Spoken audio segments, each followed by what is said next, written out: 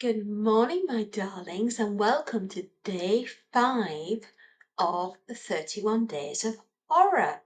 And today I bring you Once by James Herbert. Isn't that a beautiful book? It is a beautiful story as well. Yes, and it's the ISBN number if you need it. There you go, to get yourself a copy, because I'm sure you will want a copy of this because it is truly, truly beautiful. Now, Once was first published in 2001 by Macmillan, an imprint of Pan Macmillan Limited. And this is a first edition paperback, and it was published by Index Books Limited 2002. So it's 22 years old, but look how beautiful it is. It's not got a scratch on it. For a paperback, it's beautiful. It really, really is. Now, let me tell you a little bit about Once.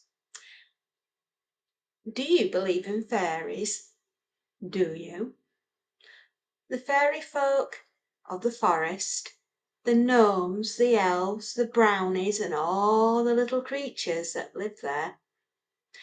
If you don't believe in them now, you will when you finish reading this, because once upon a death, yes, we start like that. Yeah, it is. It is truly, truly beautiful. So we go. Once upon a death.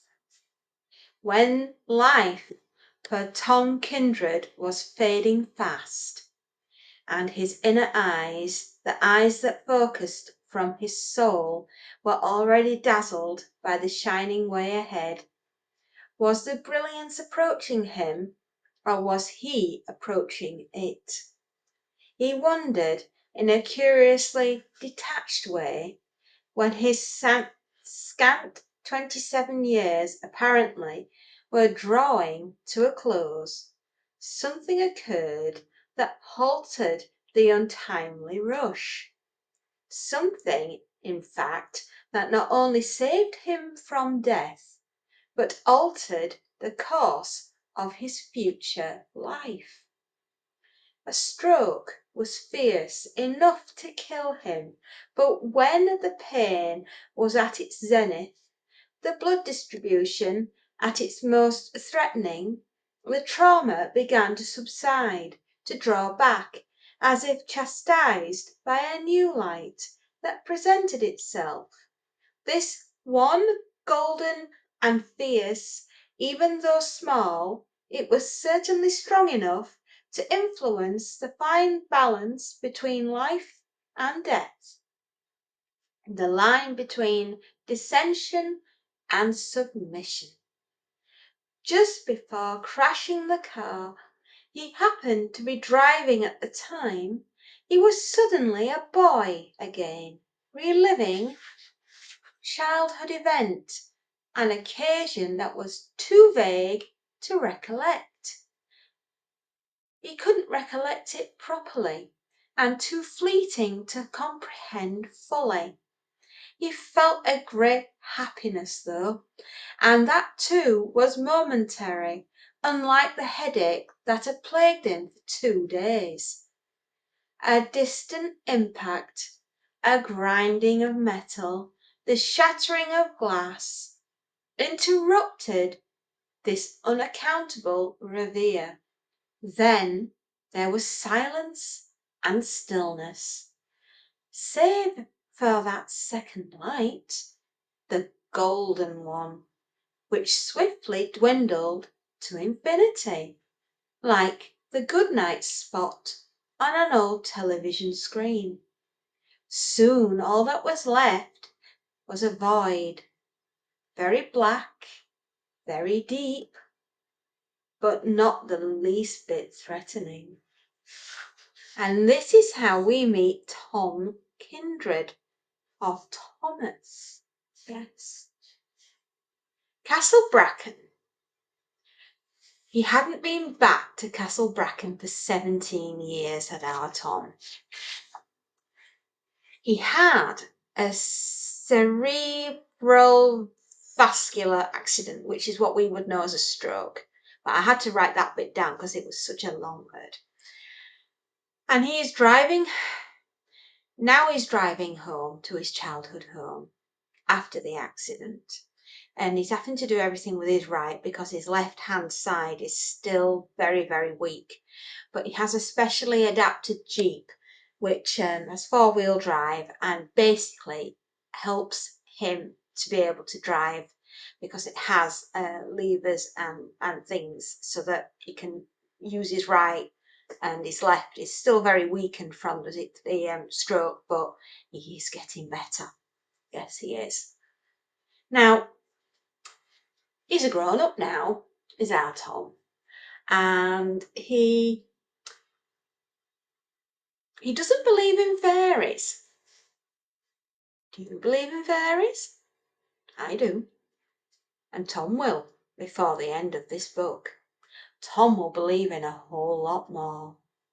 He'll believe in pixies and brownies and elves and gnomes and all the forest folk that live and breathe in Bracken Castle. Yes, Tom is going home to his childhood home, where he grew up. His mother was the governess to Hugo Blythe. Sir Russell, Hugo Blythe's father, has always never boasted about the lineage of the family and owning of the Castle Bracken, the manor house. But he has always tried to give lineage. And as Hugo is the last remaining son of Hugo Blythe, Hugo, do we trust Hugo? We'll find out, won't we? Yes, Hugo grew up with Tom, and Hugo's governess was Tom's mother, so the pair of them grew up together. And Tom became a master carpenter and went away to obviously become a carpenter, of which Sir Russell was very supportive. He wanted Tom to have a craft, a job, if you like, and he wanted him to have something very special. And the entire of the castle, Castle Bracken, basically they had carpenters for years and years and years through every generation, and Tom is the carpenter for this generation. And it's so that the castle, the manor, doesn't fall into disrepair because there's lots. Well, it's Jacobean. It's really, really old.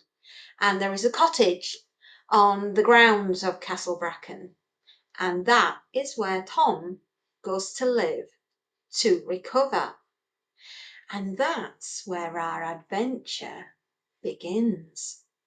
Now, there is a little bit of strange history regarding Castle Bracken of witchcraft and sorcery, but Tom dismisses that as fanciful stories. Witches, wizards, fairies, pixies and brownies and gnomes? No, they don't exist. Surely not. During Tom's recovery from his stroke, he's going to revisit things he had seen in his childhood that he completely blanked from his memory. And his past is about to be reawakened. And the fairy folk never left Tom because it was their job to protect him from the castle and from the inhabitants, of which there are 3 very strange, very old, very wizened women, and one who wants to join the ranks Be careful what you wish for, Nell. You might just get it. Naughty Nell, you'll go to hell. So, will Tom get away? Will he escape? Can we trust Hugo? Sir Russell, what secrets is he hiding? What was his mother trying to do to protect Tom? You'll have to read the book, won't you, and find out. But I am going to read you a very, very juicy. Oh, this will make your skin crawl. It's chapter 32, A Damnable Vessel. Something roused Tom from his slumber. Arms still spread across the kitchen table, he lifted his head a few inches from the open book. Holding his breath, he listened. A gentle tap on the front door. He lifted his head higher, his shoulders slowly straightening. Another knock on the door. He sat upright in the chair, watching the front door as if he might divine what was on the other side. Jeanette, he called quickly, optimistically. Wouldn't she have used the bell? A great thump on the door, so that the wood seemed to strain against the hinges. He jumped at the sound, fully alert now. The dregs of sleep startled away. Jeanette, he called, then quieter. Rigwit, is that you? Rigwit. You're going to find out who Rigwit is, aren't you? Think he's a fairy or a gnome? You might be right. Silence was the only response. The chair scraped against the stone flooring as Tom rose to his feet. The silence seemed brooding. He looked around, searching for something to use as protection, a weapon of some kind. He went over to the drawer and took out a long carving knife. He waited, eyes on the door, his breath held once more. The night seemed very still. Lamely but loudly, he said, "Anyone out there?" If there was, they'd be saying nothing. This is ridiculous, thought Tom. Why be afraid in your own home? Because horrible things have happened to you here recently, his inner voice replied, and that made him angry. Little Bracken, that's the name of the cottage, was always a wonderful place for him. A home filled with love when he was small, a sanctuary now. Nobody was going to terrorize him here. Tom limped forcefully towards the door, bravado dismissing any other course of action. Without hesitation, he drew back both bolts, top and bottom. Insecurity had made him use both earlier, and it gave the key that was in the door a swift turn, swapping hands with the knife so that it was in his right, pointing like a dagger, and he flung the door open wide. There was no one outside, but something had been left on the doorstep. Before picking it up, he looked off towards the woods, which were merely a darker mass in the general darkness. The night itself was very, very quiet. Usually, so for even at that late hour there should have been rustlings, leaves or shrubbery moved by a breeze, or any nocturnal creatures on the prowl, or the hoot of an owl, or the squeal of its victim as a predator swooped down for the kill. The woods were always alive, both night and day, but tonight they were hushed. Stars and the three-quarter moon were bright enough, and the clearing around the cottage was a silvery grey, its shadows deep. Only when he was satisfied that nobody lurked close by did Tom cast his gaze down at the object on the doorstep. Light flooded out from the kitchen behind him, and it was by this that he realised that the object was a jar whose glass was very grimy. He sank to his haunches to examine it more closely, and saw that it was sealed with a tin screw on top. Cautiously he reached out and tilted the jar, shuffling his body to one side so that he did not block the light. Because of the smeared dirt and grime, it was still difficult to see what was inside. Tom picked up the glass container as he rose to his feet, and with one last look around, he closed the front door and turned the key in the lock, bolting it again for extra security. Then he took the unsolicited trophy back to the kitchen and put it down on the table, leaning over it for more than thorough examination. "Whoa, Tom, do you know what you're doing?" Elbows on the edge of the table, he peered into the jar, but was still unable to penetrate the dirty glass. All he could see was what looked like a mass of brittle hair inside. Ooh. But he couldn't tell for sure. Wetting his fingertip with his tongue, he tried to wipe away some of the grime. It hardly helped, for the dirt was stubborn, as if it had clung to the glass long enough to be a part of it. It was as if the jar had been hidden in the earth for some considerable time. Oh. He stood up from the table, still pondering the dirty object, curious and fearful at the same time. It occurred to him that the jar might have been left by Jeanette or even Rigwit, some kind of gift to him. But why hadn't they handed it to him personally? And where was Rigwit tonight? The elf was supposed to be the keeper of the cottage, a mystical guardian, custodian, whatever it was he liked to call himself. So why wasn't he on duty? Tom needed some guidance here, but apart from himself the cottage was empty. God, it had never felt so empty.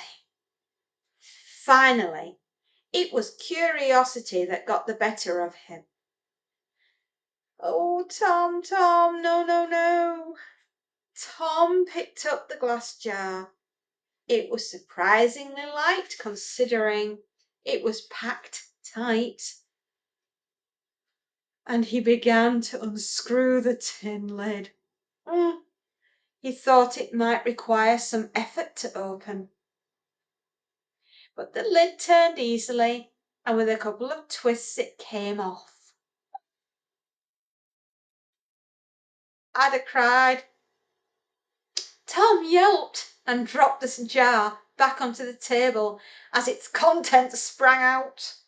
It fell on its side, and it began to roll, stopped from falling off the table's edge by the open book lying there.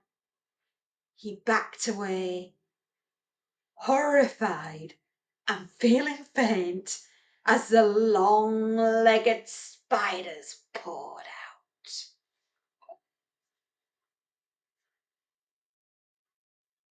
At first they flowed like black liquid, but as they spread, each one became an individual.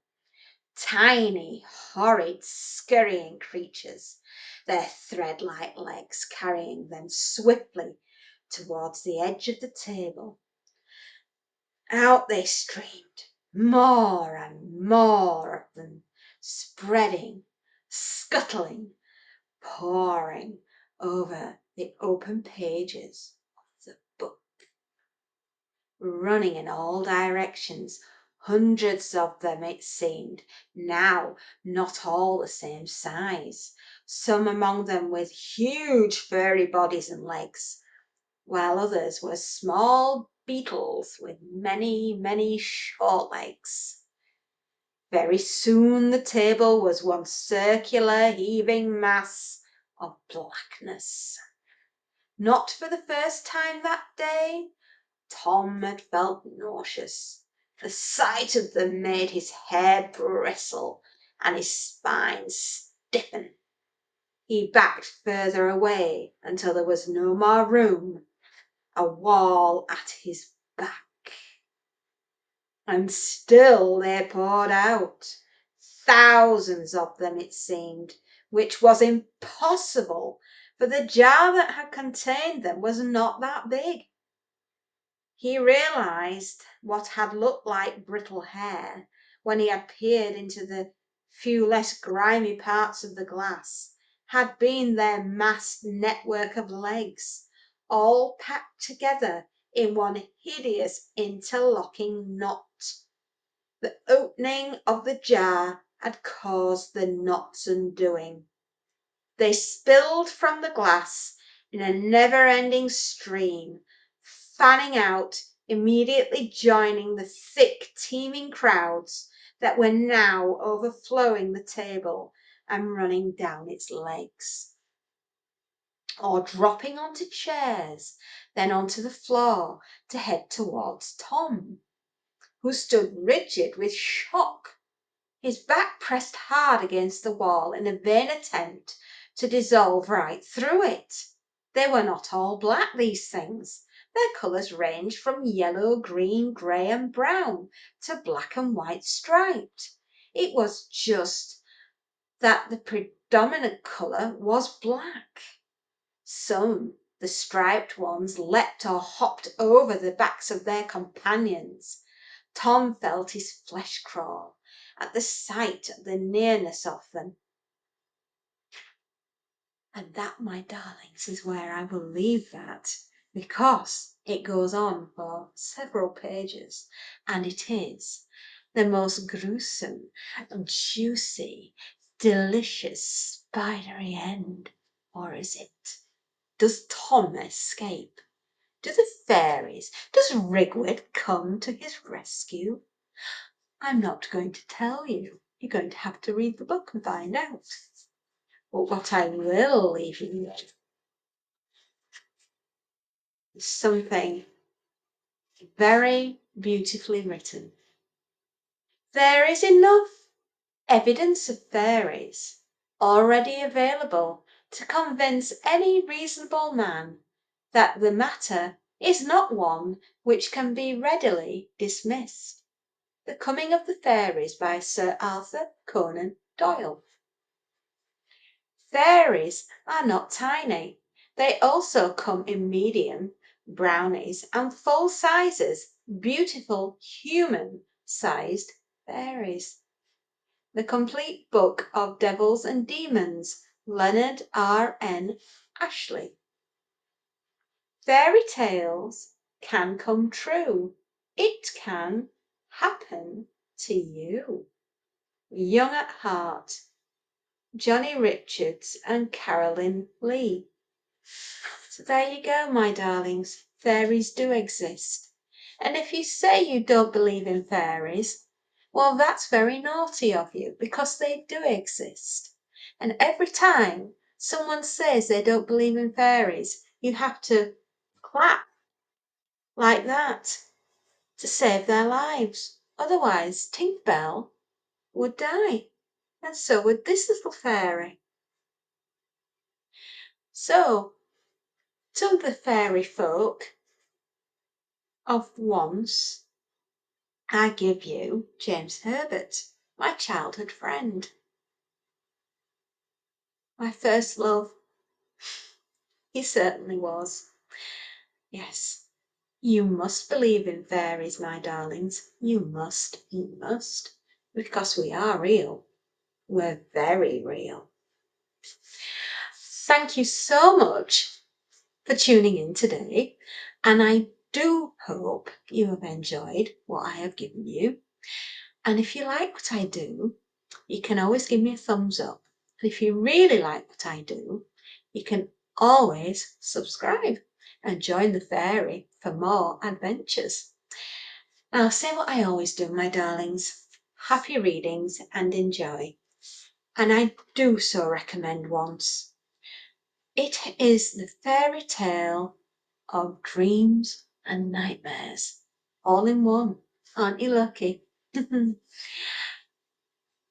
I'll see you tomorrow with another deliciously gorgeous, probably gruesome tale for our 31 Days of Horror. See you then. Bye.